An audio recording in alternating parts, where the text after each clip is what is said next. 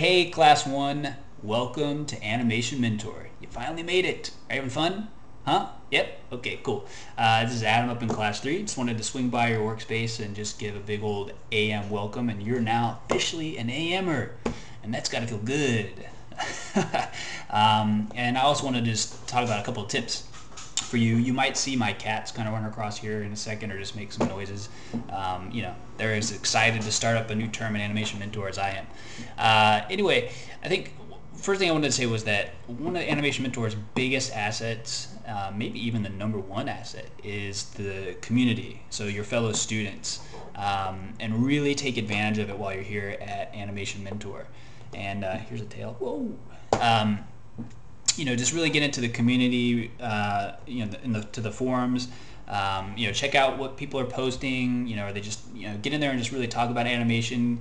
People are going to be posting about issues they're having, whether it's with Maya or the rigs or just general animation principles and how do you track arcs and all these things that you'll figure out in all the lectures and stuff. But really get in there and just help each other and really just try to ingrain yourself into the community, because you're going to learn a lot more that way. And once we all get out into the job market, it's really going to come down to, once you got those skills, it's like, well, who do you know? Who's working where, and are there, you just check in, are there any jobs available there, and all that kind of stuff. Or are there any projects you want to work on? Maybe you guys want to get 4 or 5 of you together and make a short and all that. And so really just get into the forums and just take advantage of them. The other thing is, you're going to hear this in the video news. They're probably going to talk about it every week because it's that important, but it's the Crit 5. What that means is just getting in and critiquing at least 5 of your fellow students' work a week. And I'm a big believer in the more that you are able to critique other people's work, the more you're going to get out of it. Because A, you're going to get more critiques back from people, but B, I think almost, people are going to learn stuff when they when you're receiving crits from other people, you're learning things. But when you're giving those crits, you're almost learning more, because I feel like you really have to have distilled all the information in the lectures and the QAs, and you've really got to know what you're talking about to get into the other people's shots and talk about what's working well. So don't forget, always start off, hey, this is really, your arcs are looking beautiful, your timing is working really well, blah blah blah. And then go in and really dig in, because we've all got stuff we can improve on, no matter how awesome somebody's shot looks like.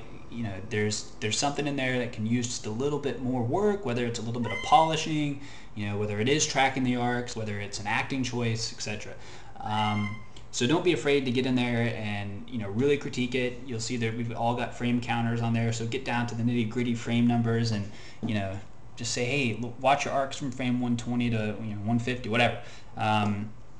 So always start off with the positive and then really get in there and talk about the things that people can work on. That's really the only way that you're going to benefit, from people's critiques. If it's not all just, oh, everything's great, blah blah blah. Because that's really, that's how the industry is going to be. People are going to be there, and you're going to have directors come in. They're going to look at those shots and they're going to be really nitpicky about it. So don't be afraid to be nitpicky. Like I said, just start off with the positive and then get in there and just tell your fellow students what they can do to help improve their shot. What else? For me, that's the biggest thing, is like really just taking advantage of the community. And also, you're going to see that on Tuesday nights there's a tech Q&A for Maya.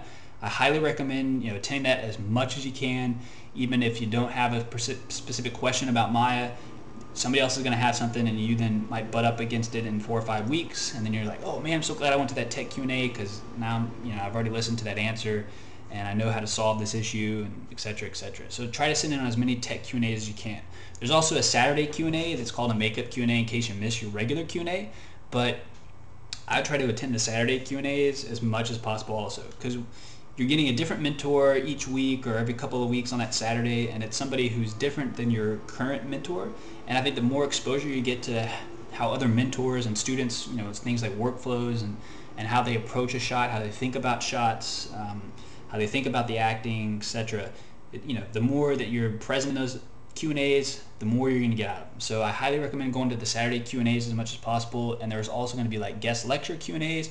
Check out attend as many of those as you can, because you really get a good insight into what it's like working at a video game company, what it's like working at, we just had a Kung Fu Panda QA last term a couple weeks ago, and it was awesome just to hear about, what was the experience like animating on Kung Fu Panda, what's the daily grind like at a studio, etc. So I highly recommend checking all those things out, and just really getting in and making yourself a part of the community here at AAM, and and use your peer buddies. You'll find out what that's all about. But yeah, just use all the tools at hand, and yeah. So welcome to Animation Mentor, and I will check you later. All right, bye, gang.